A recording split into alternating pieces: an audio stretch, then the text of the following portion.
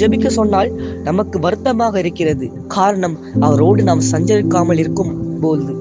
இன்று ஆலயத்தில் ஒரு வேலையை கூறினால் நாம் அதை செய்வதில்லை. காரணம், நம்முடைய கஷ்டங்கள், நம்முடைய சோம்பேறித்தனங்கள் அப்படி என்று நாம் நினைத்துக் கொண்டிருக்கிறோம். ஆனால் அது அப்படி அல்ல. அது ஒரு அசுத்த ஆவியின் கிரியையாக இருக்கிறது. அருமையானவர்களே, நன்றாக கவனித்துக் கொள்ளுங்கள்.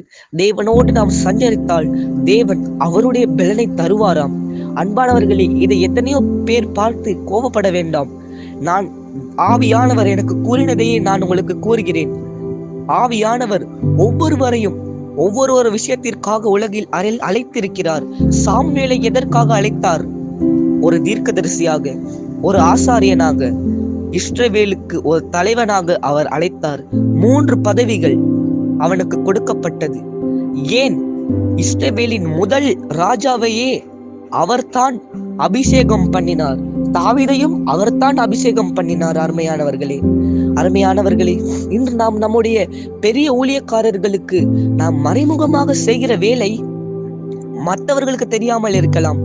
ஏன், அந்த ஊழியக்காரருக்கு கூட தெரியாமல் இருக்கலாம். ஆனால் பரத்தில் இருந்து ஒருவர் பார்த்து கொண்டிருக்கிறார். அவர் அனைத்தையும் அறிவார்.